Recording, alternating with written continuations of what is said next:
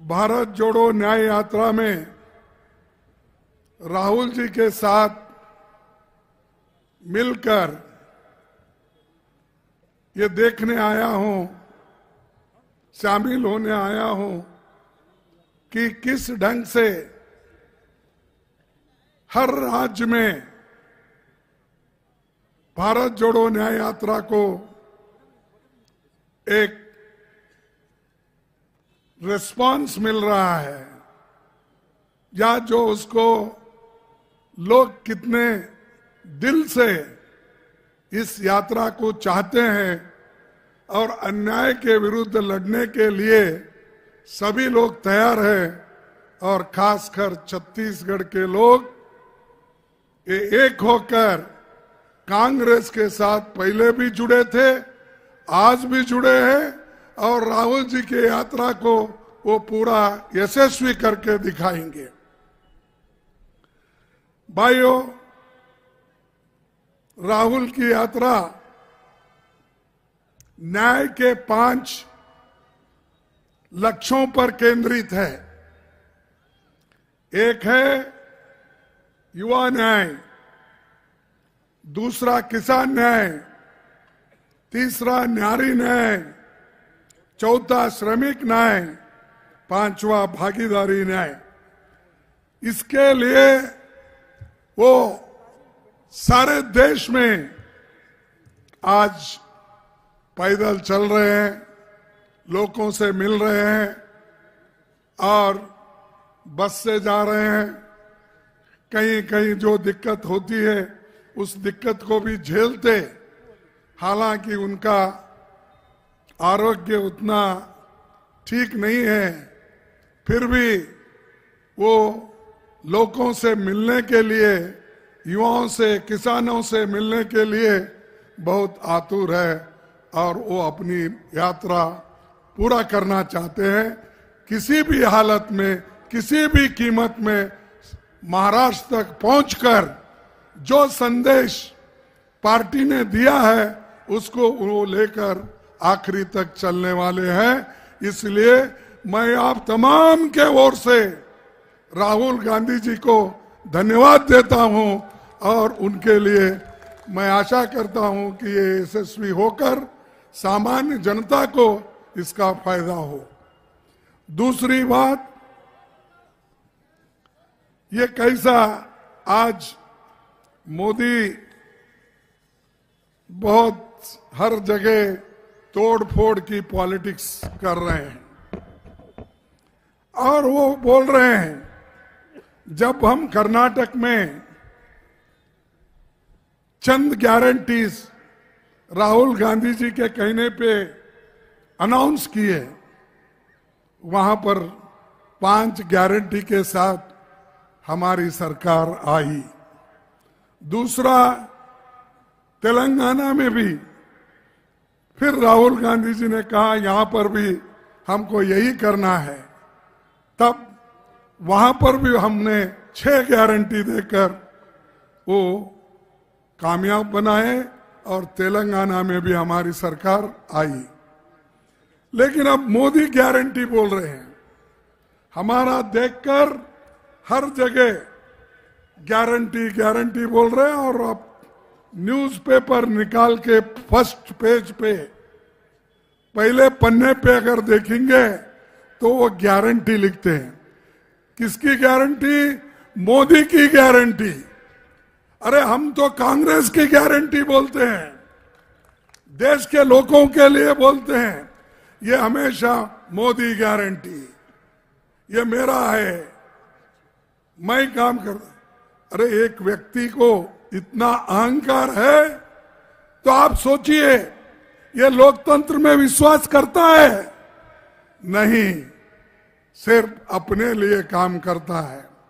और अपने लिए जो व्यक्ति काम करता है वो तानाशाही होता है, वो हिटलर जैसा होता है।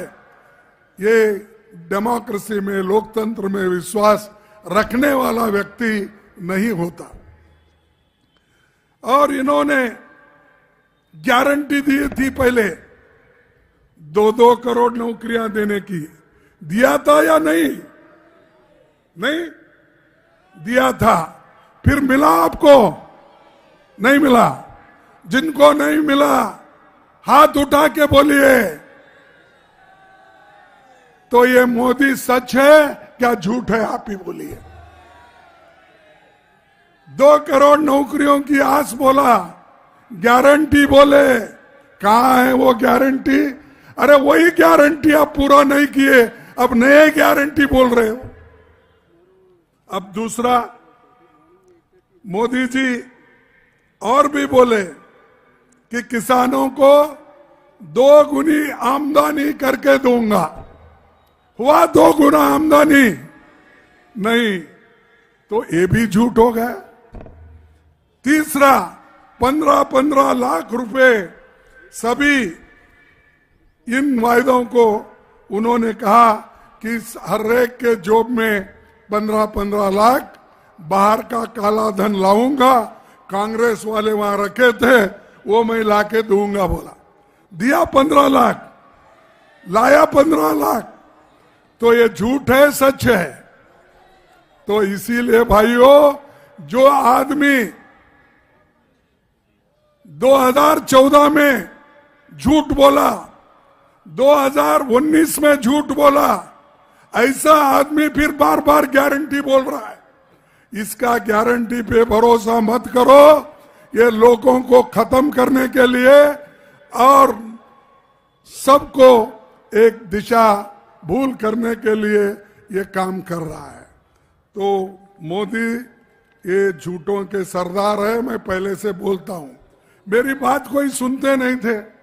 मैं जब छत्तीसगढ़ में चुनाव प्रचार के लिए आया था, मैं बोला ये मोदी के जितने भी वायदे हैं ये सब बोगस है, इसमें कोई तथ्य नहीं, सत्य नहीं, इसीलिए इस पे भरोसा मत करो हमने कहा। लेकिन फिर भी चंद लोग उन पे भरोसा करे। आज क्या हो गया?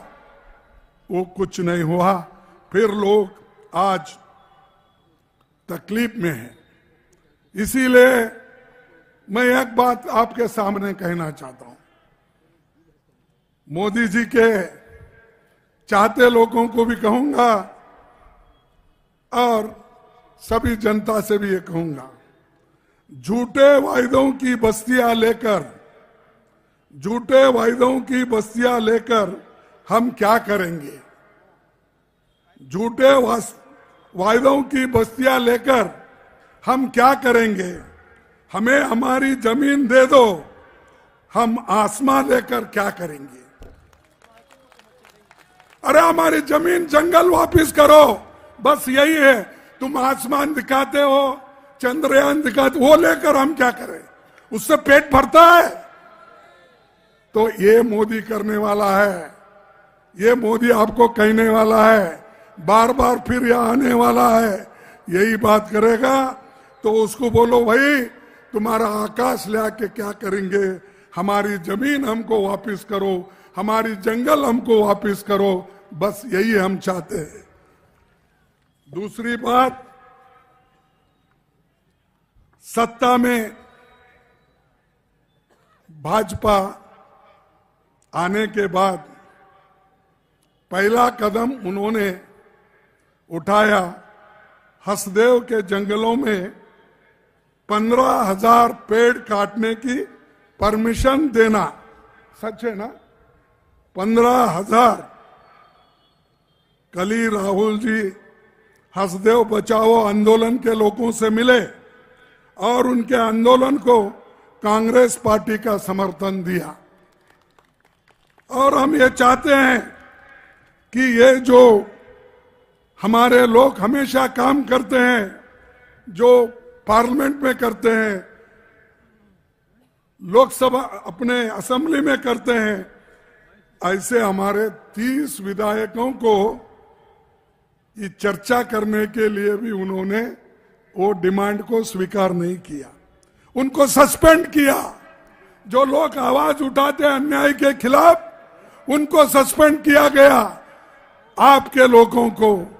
तो एक ऐसी जमहूरियत है, हम पूछना चाहिए या क्या हमारे छत्तीसगढ़ के लोगों को और देश के लोगों को ऐसी जमहूरियत चाहिए? नहीं। तो भाइयों, और एक आप देखिए बीजेपी में हमारे में क्या फर्क है। 72,000 करोड़ लोन हमारी गवर्नमेंट में, यूपीए गवर्नमेंट ने माफ कर दिया। 72,000 करोड़, ये एक पैसा भी नहीं करता मोदी। सच बोले आप, खून चूसने वाला है। और खून, ठीक है भाई, ये खून चूसने वालों को तुम दूर रखो ना, नहीं तो तुम्हारी भी खून चूसेगा वो। भाइयों, ये मोदी जी का हमेशा कोशिश रहा। और कांग्रेस जब हुकूमत में थी, ये तो सेंटर में 72,000 करोड़ हमने दिया, लेकिन यहां छत्तीसगढ़ में कांग्रेस की सरकार जो थी, वो 2 घंटे में 9,000 करोड़ रुपए छत्तीसगढ़ के किसानों को माफ कर दी। याद है नहीं? क्या बघेल जी गए क्या? भाग गए? सही है, ठीक है। तो 9,000 करोड़ यहां पर कर्जा माफ हुआ, ये भी कांग्रेस के जमाने में हुआ। और मोदी जी की और एक जादू, पीएम फसल बीमा योजना, ये प्राइवेट इंश्योरेंस कंपनी को इनको दिया। और वो प्राइवेट कंपनी को कितना मुनाफा हुआ? इस 10 साल में 40,000 करोड़ रुपए प्राइवेट कंपनियों को हुआ। ये दावे के साथ हम कहते हैं, ये पार्लियामेंट में हमारे प्रश्न को उत्तर दिया गया है। ये मोदी जी गरीबों को देखते नहीं, किसानों को देखते नहीं, वो सिर्फ अमीरों को देखते हैं और लोगों को कहते हैं कि मैं एक बैकवर्ड हूं, मैं गरीब हूं, मैं चाय बेचने वाला। अरे भाई, आप चाय तो बेचो, कुछ तो बेचो, लेकिन देश को मत बेचो। गरीबों के संपत्ति को मत बेचो, पब्लिक सेक्टर्स को मत बेचो। यह हमारी संपत्ति है, हमारे खून से बनी हुई ये संपत्ति है। नेहरू जी के जमाने में ये पब्लिक सेक्टर्स हमने लाया, उसको भी हम बेच रहे हैं। और ऊपर से बोलते हैं बैकवर्ड क्लास। कहां भाई बैकवर्ड क्लास? तो रिसेंटली बैकवर्ड क्लास बना, पाप बेचारा। List backward class, schedule caste, इनकी लिस्ट तो 1950 में बनी थी, लेकिन इन्होंने जब इनकी सरकार आ गई, बीजेपी की सरकार आ गई, तब उन्होंने अपनी जाति को, उस जाति को मैं ब्लेम नहीं करता, वो गरीब होते हैं, कोई अमीर होता है, लेकिन इन्होंने अपने लिए बताने के लिए ये बड़ा, मैं भी एक बैकवर्ड हूं, ये 2014 में यही बोले। अब बैकवर्ड की याद नहीं आती? जब अदानी को आप एयरपोर्ट दे रहे, पोर्ट दे रहे, रोड्स, माइंस, ये सब दे रहे, उस वक्त बैकवर्ड क्लास के लोग कहां गए? उनकी याद है आपको? स्कॉलरशिप नहीं मिल रहा उनके बच्चों को, याद है आपको? गरीबों को खाना नहीं मिलता था, इसीलिए सोनिया गांधी जी ने फूड सिक्योरिटी एक्ट लाकर उन्होंने लोगों का पेट भरने का काम किया। तो मोदी बोले, मैं 80 करोड़ लोगों को फ्री अनाज दे रहा हूं। कहां से दे रहे भाई? हम कानून बनाए, हम पहले देते थे, उसको 2 रुपए जोड़ के मैं फ्री खाना दे रहा हूं। ऐसी यानी झूठ पे झूठ बोलते हैं और बोलकर लोगों को। और दूसरा क्या है उनका? हमेशा कांग्रेस को गाला देना एक ही एजेंडा है। कहीं भी जाओ, कोई रेफरेंस नहीं, कोई वास्ता नहीं। राहुल जी को गालियां देते हैं, सोनिया जी को गालियां देते हैं, परंपरागत जो घराने के लोग हैं वो इस देश को लूट रहे हैं, वो इस देश पे राज्य कर रहे हैं। कौन राज कर रहा? अरे 1989 में गांधी फैमिली से, गांधी घराने से राजीव गांधी ही आखिरी प्रधानमंत्री थे। और आप बताओ आज तक किसी ने बना है प्रधानमंत्री उनके घर से? कोई मंत्री बना है? चुप ही लोगों को भड़काते हो।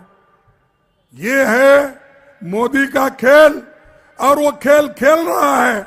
भाइयों, उसके झांसे में मत आओ, ये मेरी आपको विनंती है, नहीं तो देश बर्बाद होगा, डेमोक्रेसी बर्बाद होगी, संविधान खत्म होगा।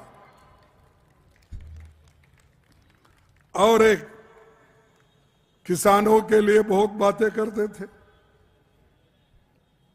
ट्रैक्टर पे टैक्स, उसके बाद फर्टिलाइजर पे जीएसटी भी लगाया। सब चीजें मोदी ने एक एक करके किसानों पे टैक्सेस लगाते गए। और हमदर्दी से बात करते हैं कि किसानों के लिए मैं बहुत कुछ कर रहा हूं, पीएम किसान योजना। अरे भाई, फर्टिलाइजर का दाम कम करो, ट्रैक्टर के ऊपर का टैक्स निकालो, ये छोड़ो। ये सब वो करते नहीं। लेकिन आज वहां पर जो किसान लड़ रहे हैं बॉर्डर पे, वहां पर उन्होंने कांटे बिछाए हैं, और बड़े बड़े जो अब रोड पर ये हम डालते हैं, वैसा बड़े सीमेंट के वो ये वो उसका डालकर उसके ऊपर दीवार खड़ा किए और उसके ऊपर कीले लगा दिए हैं। ये डेमोक्रेसी। अरे मैं जब मेरे हक पूछने के लिए प्राइम मिनिस्टर के खिलाफ, सरकार के खिलाफ अगर लड़ता हूं तो मेरे सामने कांटे बिछाते हो, दीवार खड़े करते हो, मेरे को लाठी चार्ज करते हो। ये कौन सी डेमोक्रेसी है? मोदी जी मुझे बोलो। लेकिन वो नहीं चाहते किसानों की भलाई हो, और वो सिर्फ यही चाहते हैं कि ये ऐसे ही लड़ते रहने दो। हम एमएसपी हम पूछे, 3 काले कानून थे, उसके खिलाफ भी हम लड़े, राहुल जी लड़े, आप सब लड़े। वहां पंजाब, हरियाणा, उत्तर प्रदेश के लोग बॉर्डर पे बैठे हैं, वो लड़ रहे हैं।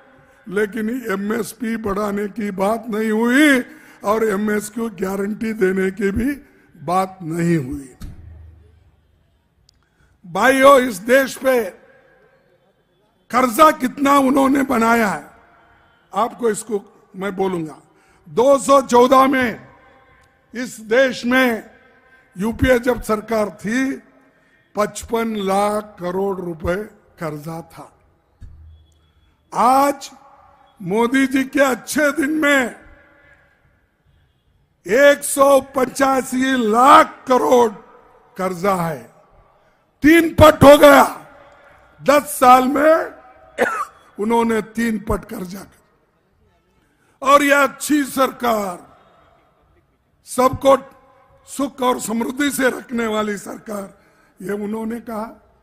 लेकिन देखो, हर एक व्यक्ति के ऊपर 1,60,000 रुपए कर्जा है। यहां जितने भी बैठे हैं, तुम्हारे सर पे 1,60,000 कर्जा है। और देश के ऊपर 185 लाख करोड़ है। ये है मोदी की जो है काम करने का तरीका। और गरीबों के तरफ तो देखते नहीं। 30 लाख नौकरियां हैं, भर्ती नहीं करते। और 2 घंटे में, हर 2 घंटे में 5 आदिवासी और दलित समुदाय के लोग के ऊपर अत्याचार होता है। हर हर 2 घंटे में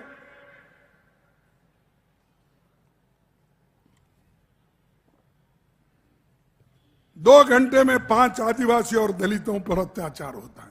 ये रोको, लेकिन वो रोकने का नाम नहीं लेते हैं। बोलते हैं कि हम प्रेसिडेंट ऑफ इंडिया आदिवासी को बनाए। ठीक है भाई, आदिवासी को बनाए, हम स्वागत करते हैं, लेकिन उनके लोगों को मार रहे, कुचल रहे, उनके मुंह में पेशाब करा रहे, ये क्यों नहीं बोलते आप? इसको क्यों नहीं रोकते आप? हमारे मां बहनों की इज्जत लूट रहे, क्यों नहीं रोकते आप? सिर्फ भाषण करने से, नाटक में अच्छे डायलॉग बोलते हैं ना, वैसा बोलने से देश का और समाज का उद्धार नहीं होता। समाज का उद्धार अगर होना है, वो पंडित जवाहरलाल नेहरू जी के मार्ग पर चलना होगा, बाबा साहब अंबेडकर के संविधान के ऊपर चलना होगा। उसी वक्त इस देश का भलाई होता है। भाइयों, और एक हमारे वन अधिकार जो थे, उसके लिए तो हम डटकर मुकाबला करें। इसके बावजूद भी मेरे को कभी कभी गुस्सा भी आता है। भाई, जिनके लिए हम काम कर रहे, चाहे वो ओबीसी हो, चाहे वो एसटी हो, चाहे गरीब तबके के हो, चाहे वो छोटे मोटे व्यापारी हो, उनके लिए हम काम करते हैं। लेकिन मुझे समझ में नहीं आता, फिर भी चंद लोग मोदी मोदी बोलते हैं। अरे मोदी तो तुमको मार डालना चाहता है, तुम्हारे वोट को खरीदना चाहता है, तुम्हारे वोट का अधिकार छीनता। ऐसे आदमी को याद करते हो?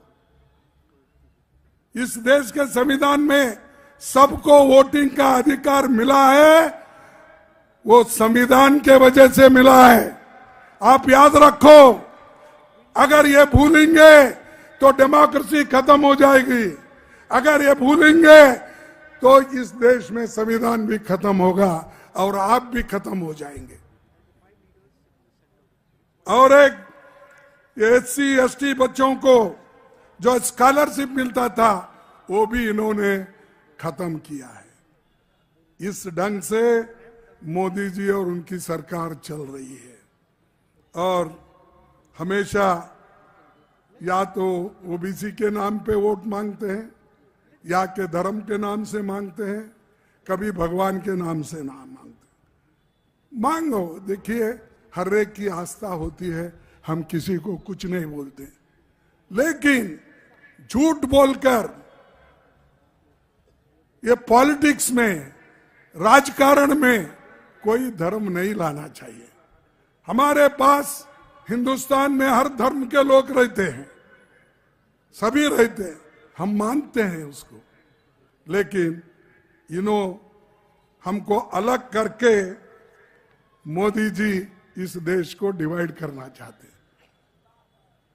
भाई, जितने भी लोग हैं, लोगों में डिवीजन और शेड्यूल कास्ट में डिवीजन, बैकवर्ड में डिवीजन, हर एक में डिवीजन कर करके डिवाइड एंड रूल में आस्था रखने वाले मोदी ये पूरा काम कर रहे हैं। इसीलिए भाइयों, कांग्रेस किसान, मजदूर, आदिवासी, दलित, पीड़ित, शोषित की पार्टी है।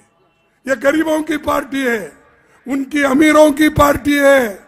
आप ये याद रखो, तुम्हारे लिए काम करने वाले कांग्रेस वाले वो गरीबों के लिए हैं, लेकिन मोदी अमीरों के लिए है।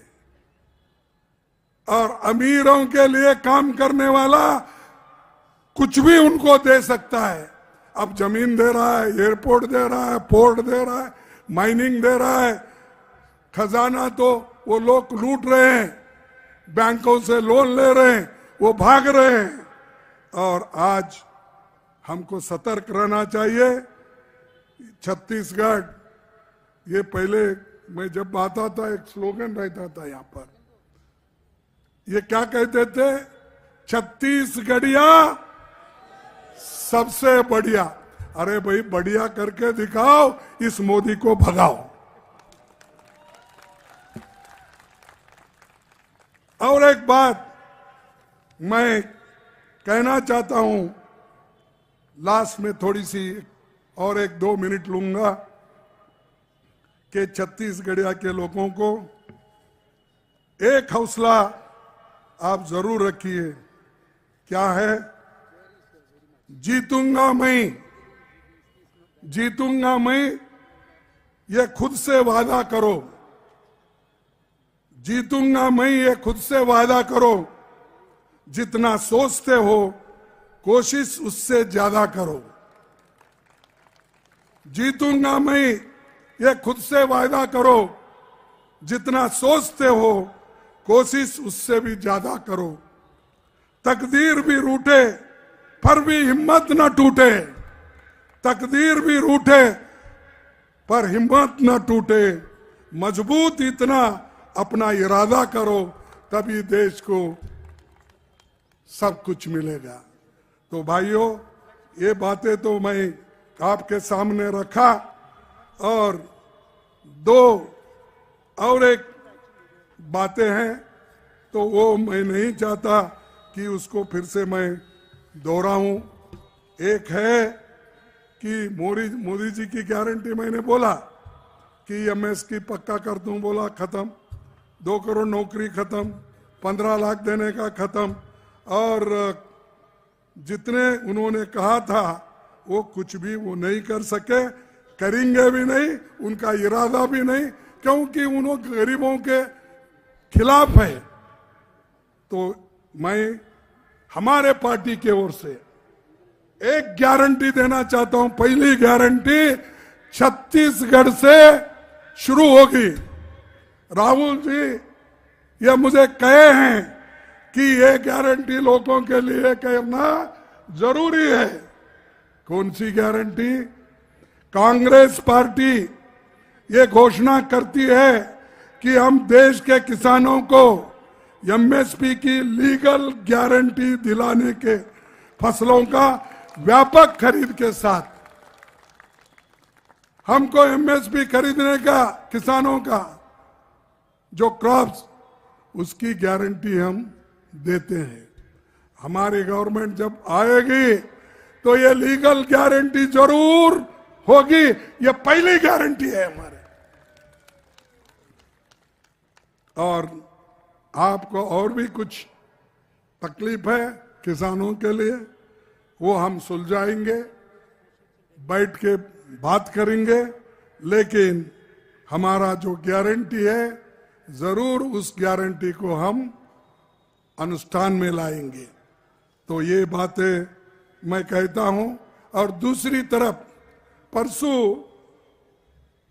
भारत रत्न मिला हमारे एमएस स्वामीनाथन जी को। मेरी अच्छी पहचान थी उनके साथ, क्योंकि वो आईसीआर में काम करते थे। मैं जब 19 साल का 30 साल का था तो एग्रीकल्चर बोर्ड ऑफ रीजेंट था। वो पूसा में रिसर्च वहीं पर पहले थे, तो उस वक्त मैं उनसे मिला था। तब मैं agriculture university board of Regents रहने की वजह से बार बार हम उनको बेंगलोर में और दिल्ली में मिलते थे। एक ग्रीन रेवोल्यूशन लाने वाला व्यक्ति स्वामीनाथन, वो स्वामीनाथन को भारत रत्न मिला, हमको खुशी है। लेकिन मोदी जी आप क्या किए? आप कुछ भी नहीं किए, लेकिन दूसरों को बोलते मैंने ये किया, मैंने भारत रत्न दिया।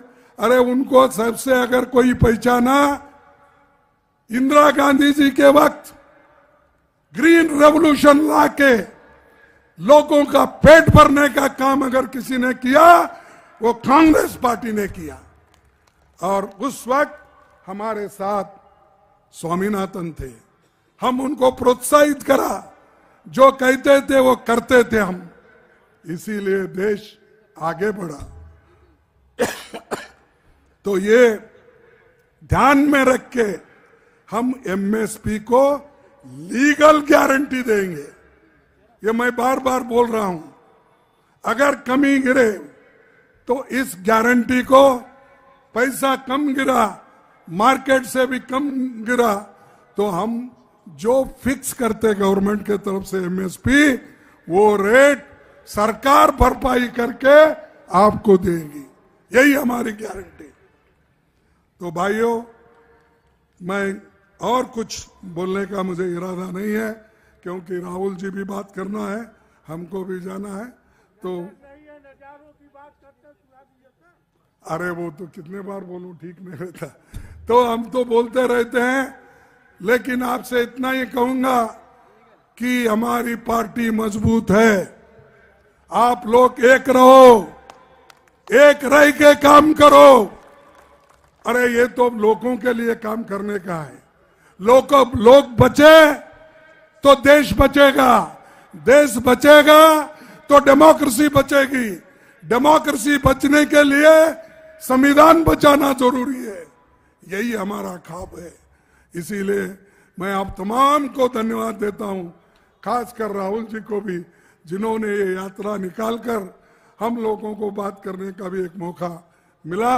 और छत्तीसगढ़ के नेता लोग भी ये काम अच्छी ढंग से ये कर रहे हैं, तो उनको भी धन्यवाद देता हूं, राहुल जी को देता हूं, आपको देता हूं। इतना कह के मेरे भाषण को समाप्त करता हूं और आखिरी में एक स्लोगन लगाता हूं। आप देखिए, जितने आपके पास कुव्वत है, जोर है, आवाज है, उस आवाज में आवाज आप मिलाएंगे, ऐसी मैं आशा करता हूं। जय हिंद। देखो, उधर के लोग नहीं बोल रहे, उधर के नहीं बोल रहे, सिर्फ सामने वाले बोल रहे। जय हिंद, जय हिंद, जय कांग्रेस, जय कांग्रेस, जय कांग्रेस। धन्यवाद, सबको नमस्कार।